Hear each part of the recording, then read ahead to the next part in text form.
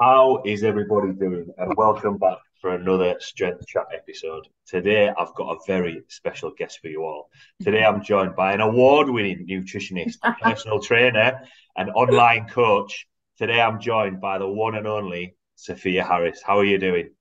I'm good, mate. How are you? That was the best intro I've ever had. Really? Oh, I'll take that as a compliment. I can't think of the guy's name, but do you know the introducer? I always thought that I'd love to be like a commentator or You'd be so good at that.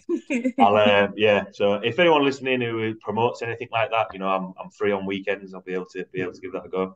Um, but how are you? What's been happening in your world recently?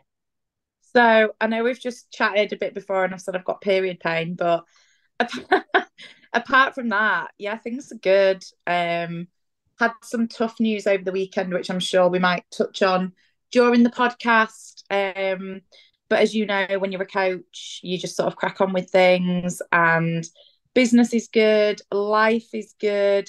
I've got four dogs with me at the moment. So if there's any background noise, they're all really good.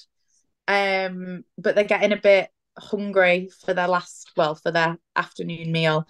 So if you hear any background noise, it's one of the four dogs, but they're all under control. So yeah, no, life is good. How are you? Nice. Yeah, very well, ticking along. Obviously, you've been over to the gym that I'm at now at True, and you've taken on. I think last I saw you taken on a coach to work with as well. Is that right? So a coach for me to work with. As in with Apollo Nutrition, somebody Yes, right? yeah. Yeah. Sorry. Yeah, there's so many coaches, I just get confused. Yes, I have got a coach working with me now, supporting some Apollo Nutrition clients called Claire, who, oh my God, she's the best thing I've ever done for my business. She is so good. Um, she's really on the same page with me on like food relationship and nutrition and health because that's what we are all about. Yeah, Yeah. nutrition, fitness training, but actually, if you aren't supporting your food relationship and building on that, then what's the point, sort of thing. Yeah. And she's very much on the same page with me on that, but she's really like calm and collected, whereas I'm very like loud and excited and energetic. So we balance each other out really nice. Oh, cool. And I know obviously I did an introduction there, but for anyone listening who might not know your background involved in coaching in terms of nutrition and training, just want to give a little bit of a background to yourself. Yeah, so I'm a nutritionist.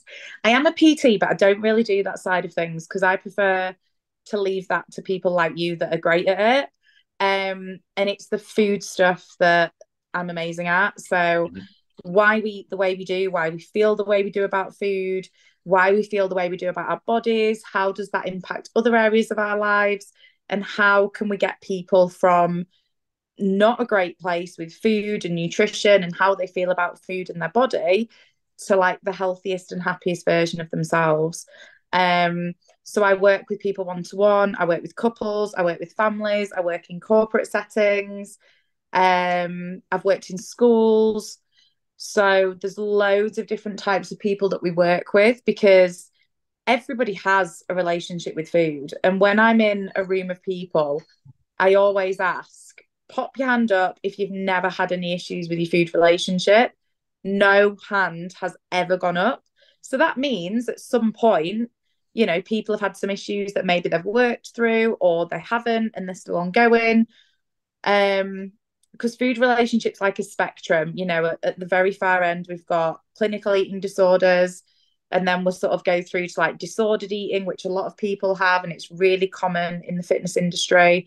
And then all the way up through to like an optimal food relationship, which is where we would want to get our clients to. But obviously, that looks different for everyone. So that's what I do. I've also got a fat loss group coaching program. I've got a dog boarding business as well, which is why I've got four now. So lots of stuff going on. I train myself, I do jujitsu. Um, so yeah, loads going on, but I love it. That's the way I love my life.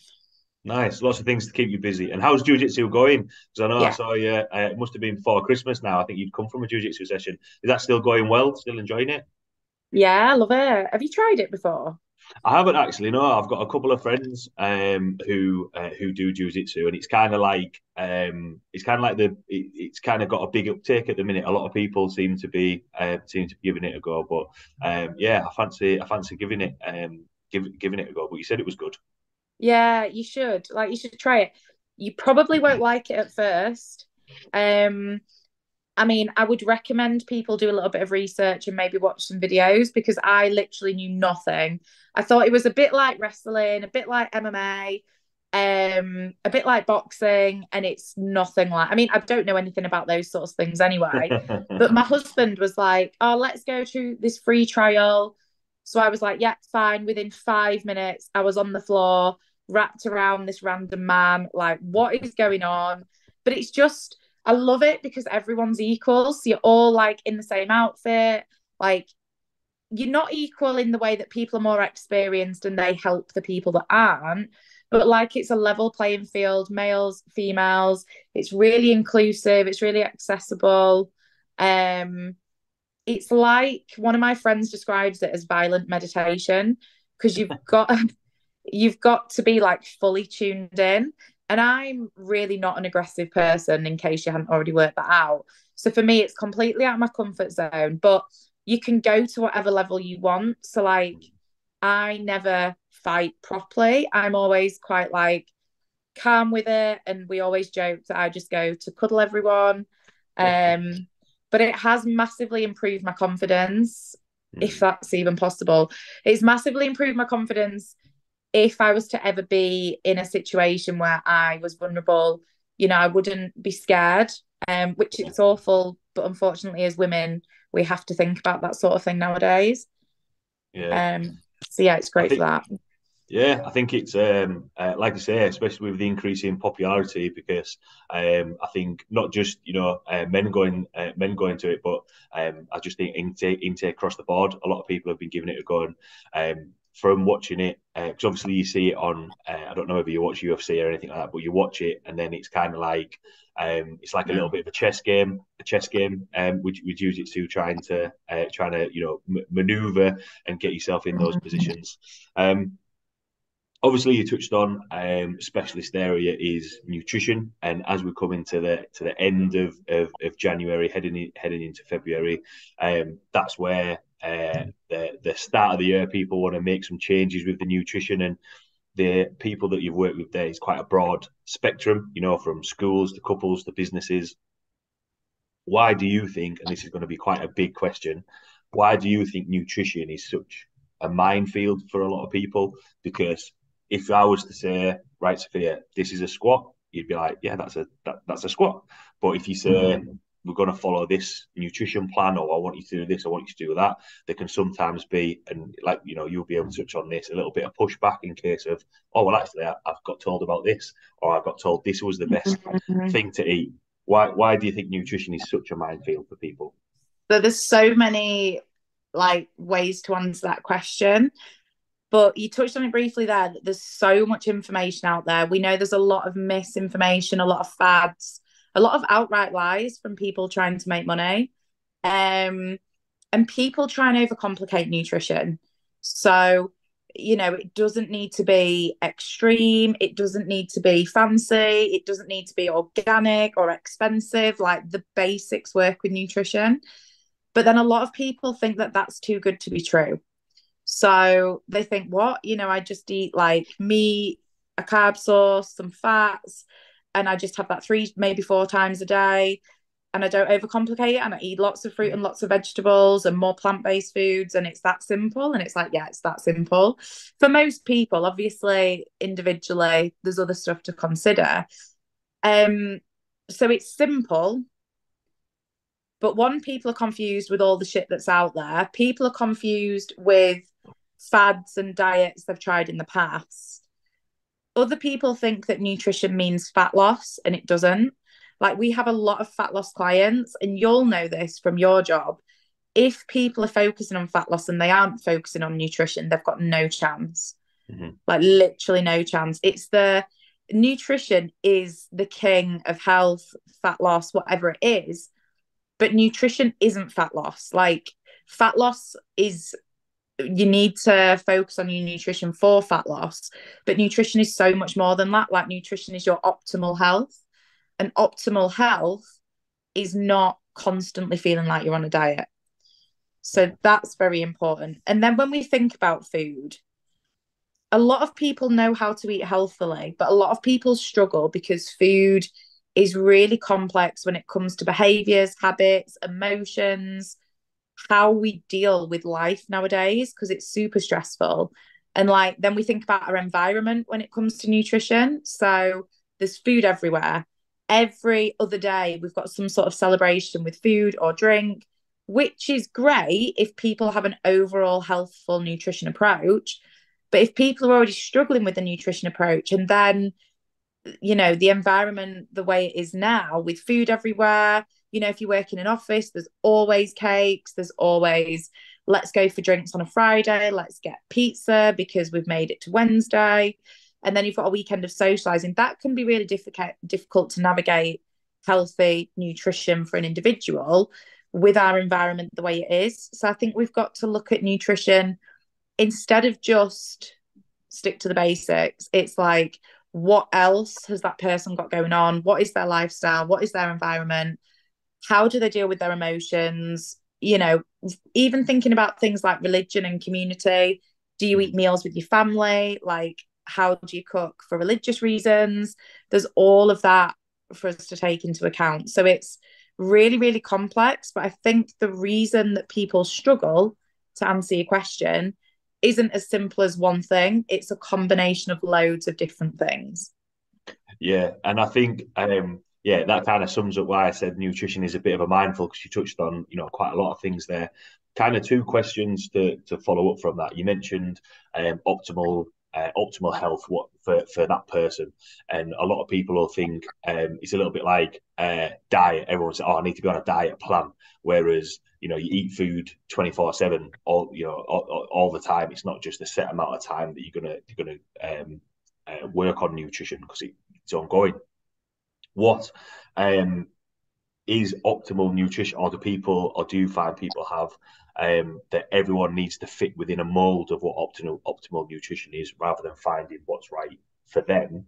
And in terms of the part number two, in terms of the influences, how much do you think are external influences, such as social media, such as fast food, Uber, lockdowns, and those sorts of things? So I know two kind of questions there, but does that kind of make sense?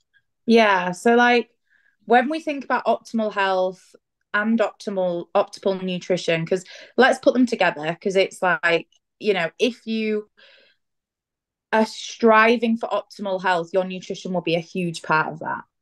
But when we look at health and when we look at nutrition, it isn't just food. So we've got like social health. So being able to eat with friends and family without feeling guilty, without obsessing about calories, without thinking you can have something, you can't have something. Food is good, food is bad.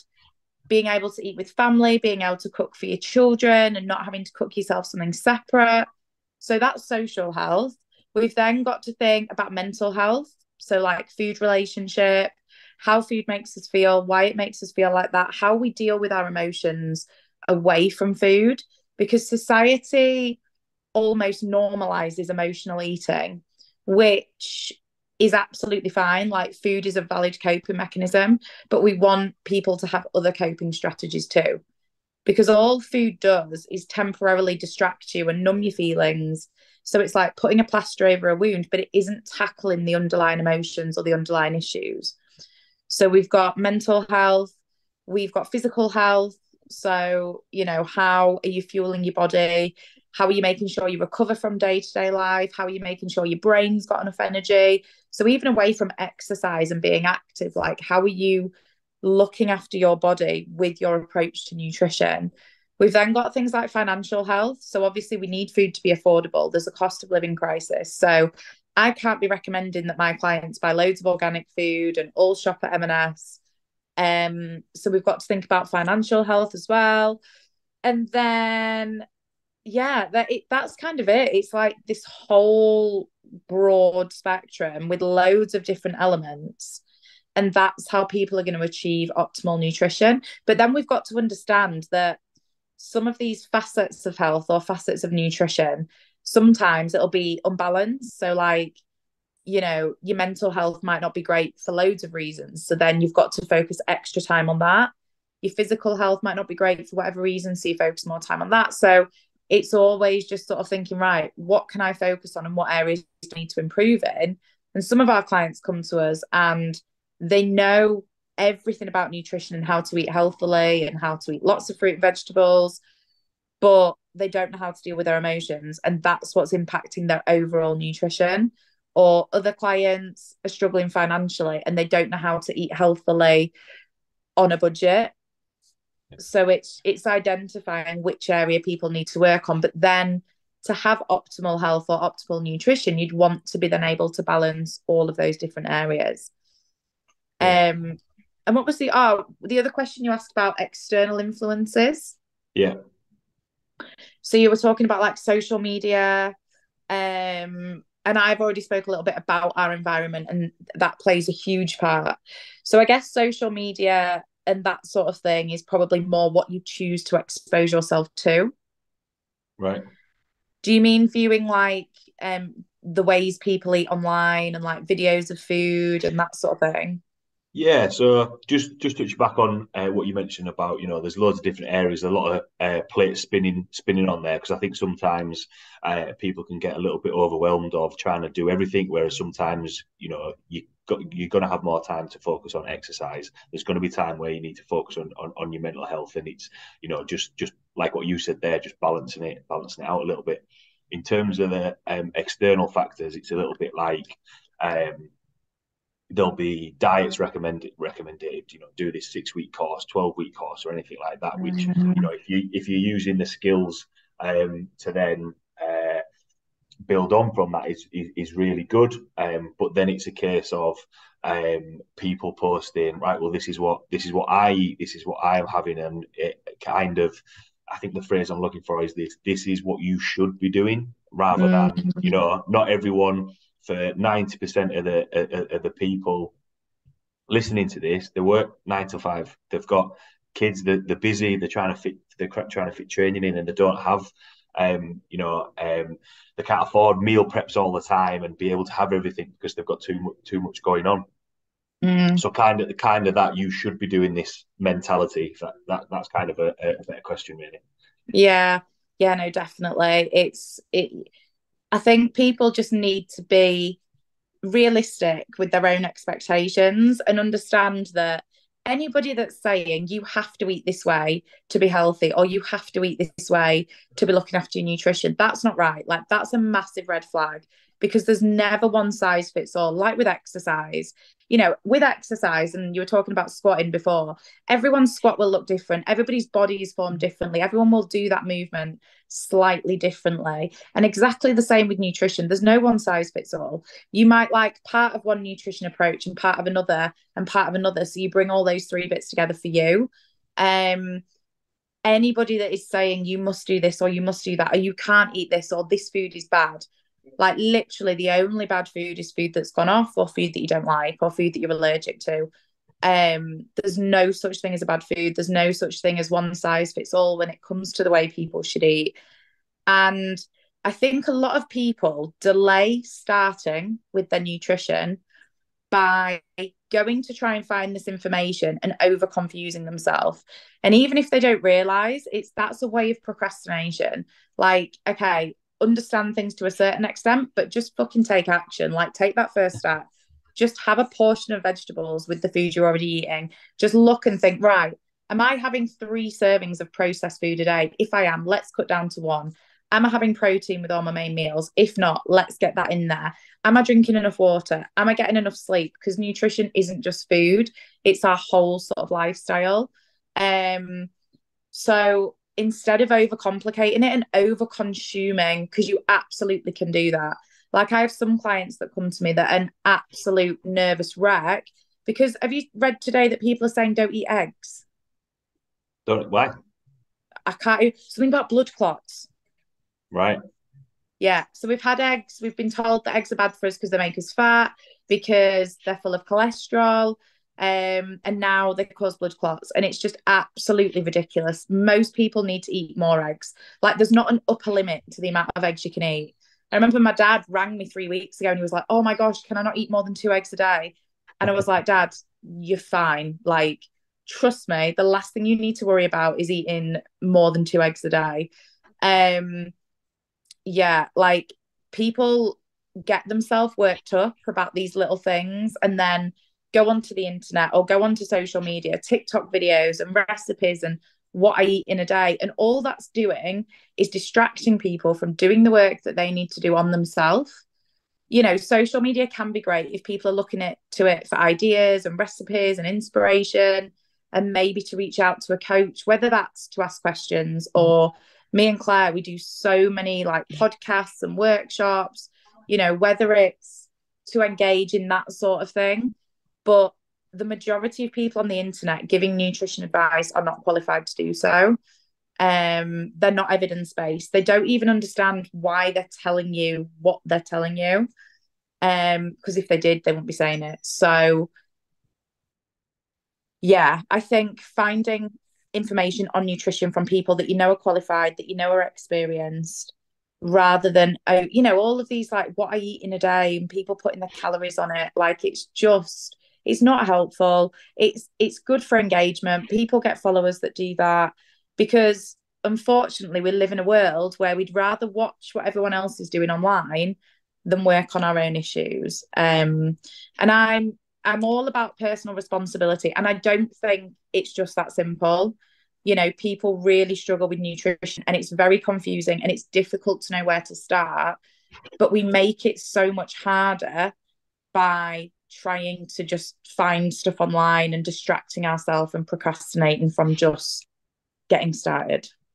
Yeah, I've got maybe a little bit of a tangent on this, but this is just coming to my mind when you were saying there about procrastination and focusing on what other people are Mm. doing. Because I think you can be. I always use the analogy of it's like driving a car. If you focus on driving and where you're going, you're probably going to get there. Whereas if you start driving and looking at what someone else is doing, You're gonna that's pretty crash. dangerous. Yeah, it's pretty dangerous there. Do you think that because there's so much information out there trying to filter it through, that people just have a fear of, well, what if I try and look at the things that I'm struggling with, and it actually turns out that, oh, right, okay, I've got to work on this. Do you think people are just scared that they might get it wrong, or scared that they might be like, oh, well, how do I fix this? If that makes sense. Yeah, I think people are scared to get it wrong, but that's the only way you're going to get better. Like, you'll get it wrong a million times before you get it right. And then even when you're getting it right, it'll still go wrong. Like, my nutrition still goes wrong. I'm still learning. When I'm busy, the first thing that goes is food. I just don't get hungry. I forget to eat. And then I overeat when I do eat because I've let that happen. And that's me making excuses. That's me not, focusing on what I need to focus on. And I'm lucky I can get away with it because, I mean, I can, and I couldn't get away with it for long. But in general, I have a really healthy lifestyle, but not everybody is that lucky. Um, so I think being scared to fail or being scared to get it wrong is just a stupid reason. Like, you're never going to be confident with something until you start and until you try. And that means you'll fail along the way. You will fuck up, you will make mistakes, but that's the only way that you can learn and you can improve. Because if something doesn't work, you then think, right, what else could I try? I'll go again. Um, so yeah, I think that would probably just be an excuse or like further distraction. Yeah. And with that, one thing that you said there, and this is something that I think a lot of people comment on, and I like to hear your approach on it, is I'm just waiting for the right time to start, which Mm. is probably a big barrier for people to overcome. And then they actually get to that point of getting in contact with someone such as yourself. Of, right, I am ready to start now. What's kind of your approach to being okay? So why did we start now? Why didn't we start what was the catalyst before that? Because I think it takes people time to get to the point where they're reaching out for help. What's kind of your approach to it? Yeah. See, Oh, I see everything from like two extremes. So there'll never be a perfect time, but sometimes there's a better time. And sometimes people do just have too much going on and they need to focus on other stuff, and that's fine. But all of my clients, every time I start with a new client, they're like, oh, I've followed you for months. I went to type out a message 5 times and then I never did. And they all say, the only thing I wish is that I'd started sooner. And then I always say, but at least you're here, at least you're doing the work now. Because, some of our clients aren't like deep rooted food relationship issues. It's people that have gone around in circles for years with the health, with the nutrition, whether it's fat loss or not, whether it's fat loss, whether it's building muscle, whether it's building strength. And they've realized actually nutrition is the final piece of the puzzle. And they start seeing results when they're working with us. And they realize it's easier than they thought. And they're like, oh God, I just wish, I could have had these results 5 years ago. I could have started feeling better years ago. But I always think like all you ever do at any time is what you know in that moment. Yeah. And then we live and we learn and we try new things, and some things work and some things don't. And there's so many times I've thought back and been like, oh God, if only I'd known then what I know now. But as long as people start, that's all that matters. And of course, there's never going to be a perfect time. Like all of the techniques that we use for our clients are quick, snappy, things that you can do while you brush your teeth in the morning, things that you can do while you drive to work, things that you can do in the shower. We're always getting our clients to like multitask and fit things easily into their routine. Because everyone's busy, but people make themselves too busy or too stressed to even think about this stuff. And that's when it'll get to a point where people don't have a choice but to start prioritizing the nutrition, because there's only so long that you can stay in that really highly stressed state before everything starts crumbling down. Yeah. A couple of things that you've said there. So you said things that you can do whilst you're driving to work, whilst you're brushing your teeth.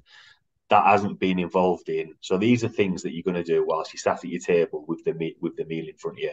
And we've touched on a couple of times of, if you're having protein, a carb source, some vegetables.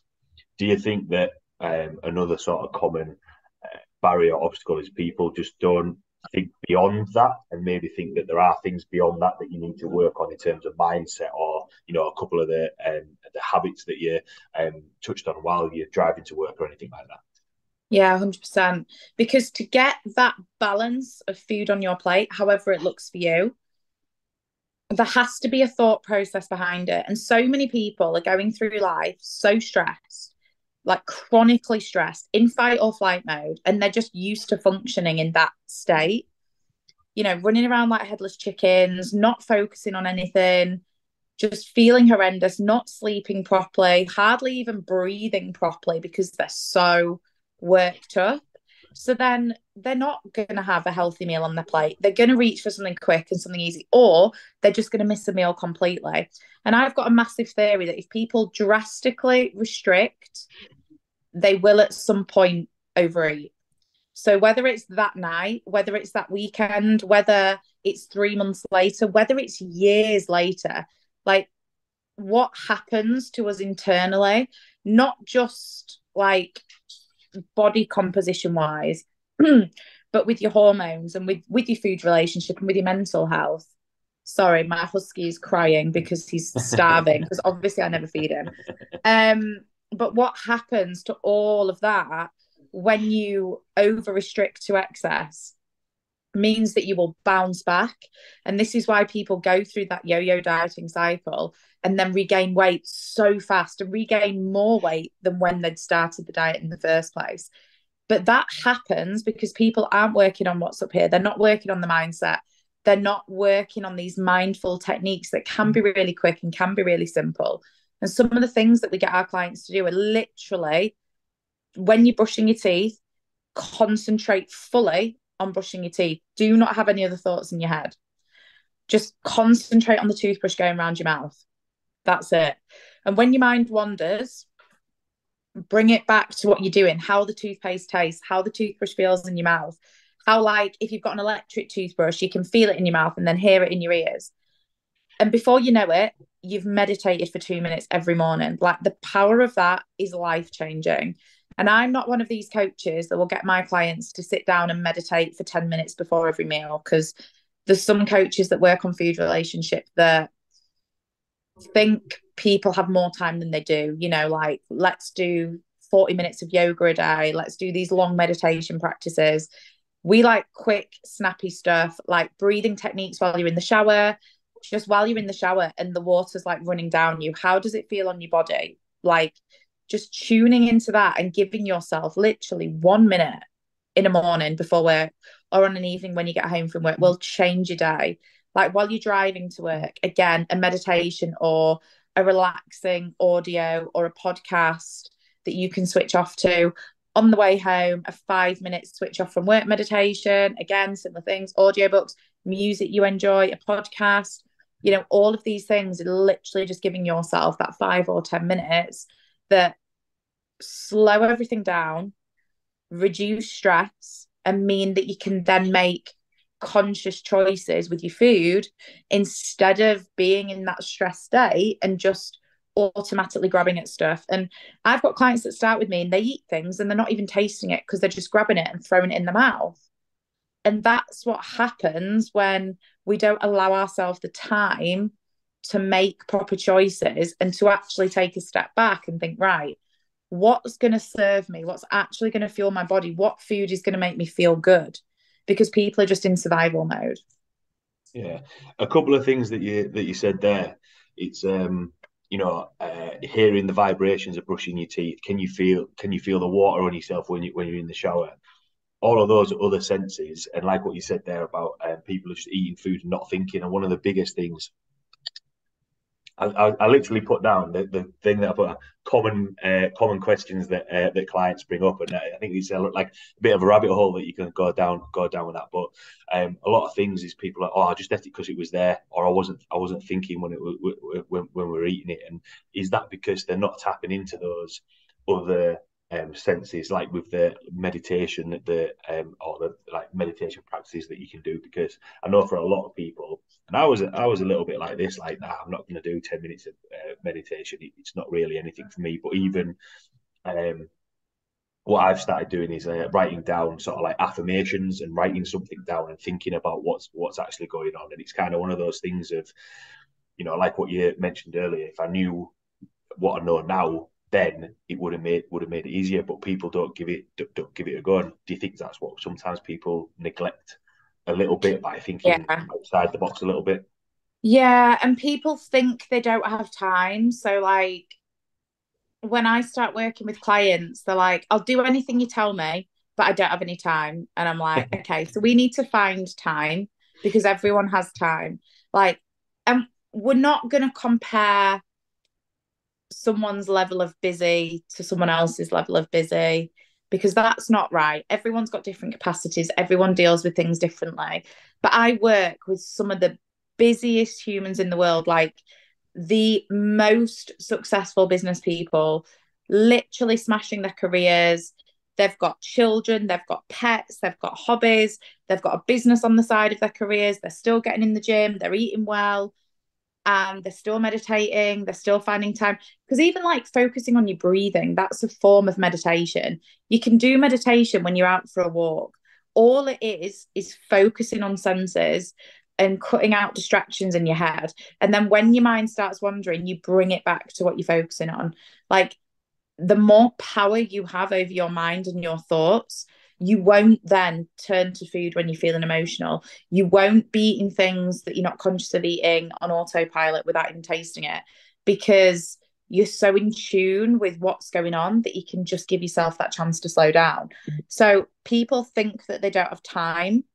Um, but I always say, well, you don't not like you've got to make time because you're gonna have to find it from somewhere if you want to make progress. So yeah, I think a lot of people neglect that side of things and think that it won't make a difference. You know how you said, oh, you thought it wasn't really for you. Mm. Like I said, people think they've got to sit down for 10 minutes in silence, which you don't. It's literally just going out for a walk without your phone, without someone else, just going out, walking, actually looking at nature, even just like a tree you walk past every day, even just walking past it and noticing something different every time you look at it. Like, again, that is just allowing yourself the space and the time to think about something else other than how busy and how stressed we all are.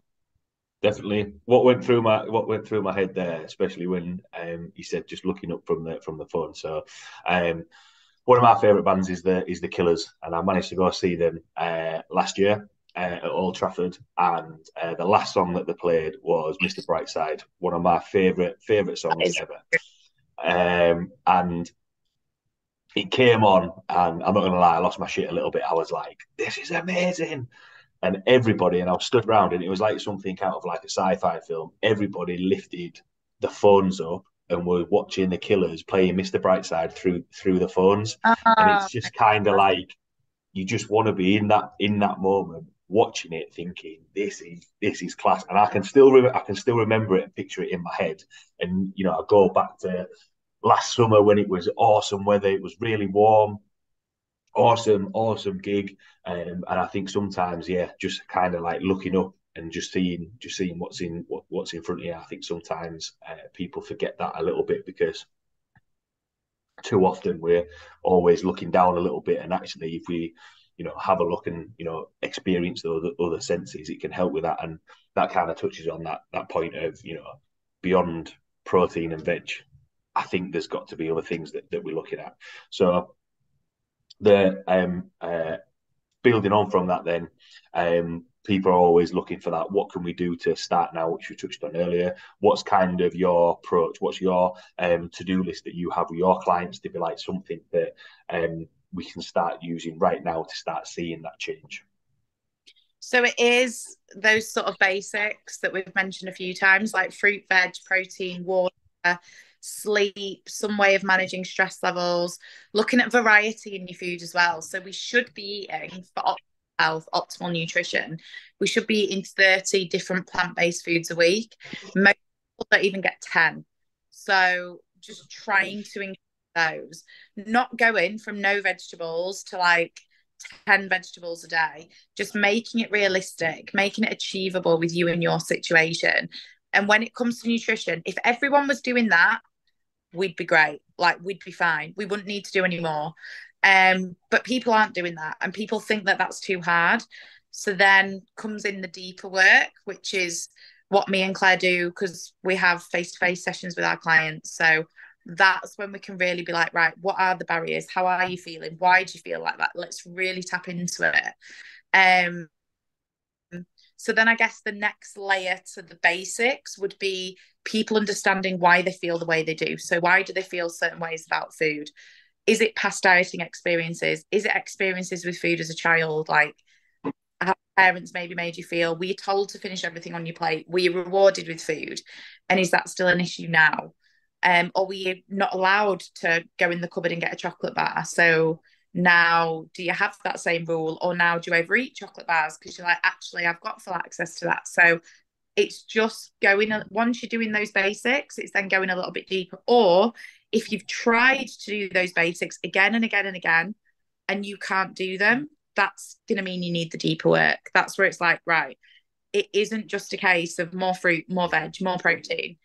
What else is going on? And why do I feel the way I do? And what am I trying to distract myself from with food?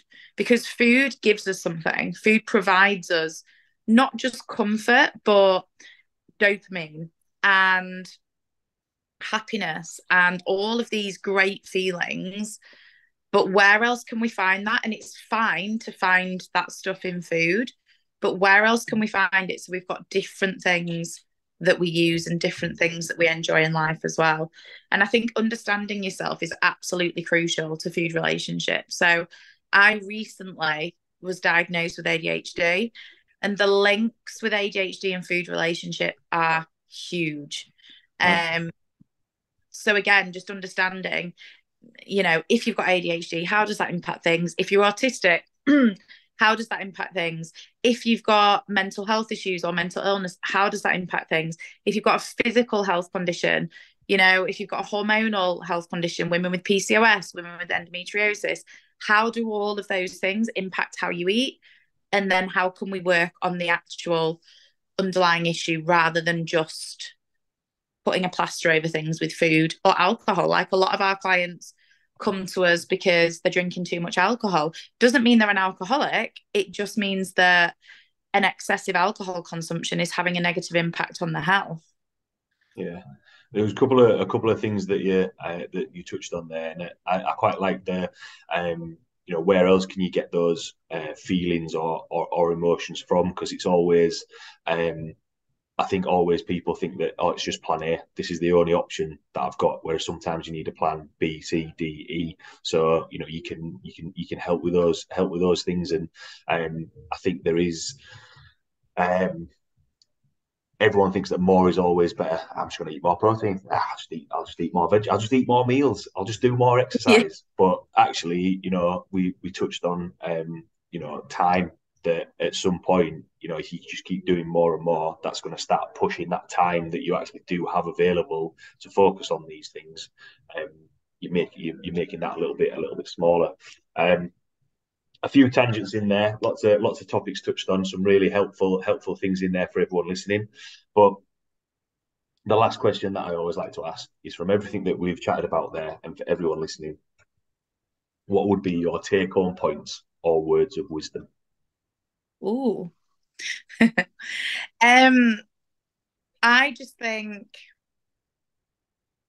nutrition is simple, but that doesn't mean it's easy to apply because human behavior is complex. So if you've tried loads of different things when it comes to nutrition and health, you probably need support from someone like me. And it doesn't mean I'm going to be the right coach. We might talk and I might explain how I do things, and you might just be like, no, that won't work. You might not like me as a person, but there's so many other amazing coaches that do things in a similar way to me, that we're now realizing that just a meal plan or just a standard diet or just tracking calories, for a lot of people, that's not enough. Like, it's not just that simple, because if it was, we wouldn't have so many people confused about nutrition, confused about health. And like, again, I don't even mean from a body composition perspective, because you can be in a healthy looking body and not be eating great or not looking after your body in the right ways. So moving away from body composition, like, absolutely have body composition goals. So many of our clients have them, but they only achieve them when we are having these deeper conversations, when we're talking about why we use food the way we do. So I think the best advice is that the science behind nutrition and the principles of nutrition is simple, but applying that is far from simple. So if people need help and support, or if people have tried more of the basic stuff and it's not working, then they probably need to think a little bit deeper. Even just listening to my podcast where I talk about all this stuff, like, that will give you so many free pointers and so many free ideas of how you can start doing this work, because your food relationship impacts everything in your life, like your mental health, your physical health, your confidence, how you feel about yourself, how you feel around other people, how freely you're able to socialize and live your life, and how much you enjoy life as well. Like, there's nothing worse than feeling like food or your food relationship is holding you back, or it's like this cloud hanging over you. And I believe that everybody deserves to be healthy and happy. And I think that that looks different on everyone, but everyone is capable of finding that place for themselves.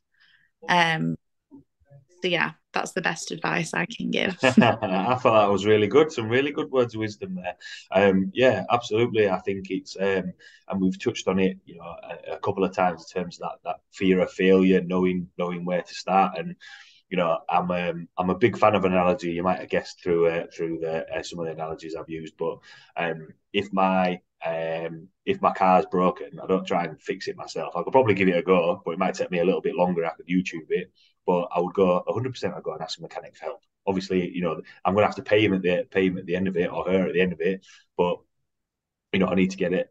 You need to get it sorted, and all you're doing is asking for help. You don't always, even on like the smallest level, if you're doing a crossword, people would be willing to ask, well, what do you think this word is? It's just helping, and I think sometimes people forget that there are people out there who are willing to help, and it's not a case of, yeah, you should be doing this. It's like, right, okay, so what are you doing? Well, what can we work on? Which I think sometimes people forget. Thanks again for taking the time to jump on. If anyone's got any questions about what we chatted about today, want to see the content that you put out there, or reach out and have a call with you or some coaching, where can people find you or reach out to you? So I do have a website, but it's currently having a lot of changes. So Instagram's probably the best. It's just Sophia_Apollo_nutrition. Yeah, any questions, like no strings attached. I'm happy to answer any questions anytime. And I'd rather people message me and check stuff than either get confused or get it wrong or get information from someone that's chatting shit. So Just TikTok, just get everything's from TikTok now. I actually had a conversation, remember, and I was like, I don't even have TikTok, and I was like, I've no idea what you what that is. But yeah, 100% for everyone listening. If you've got any questions, 100% reach out to Sophia, and yeah, be happy to help, especially the content that she puts out there as well. So thanks a lot for taking the time to jump on. Really enjoyed chatting with you today. Thanks a lot to everyone listening, and I will see you all next week.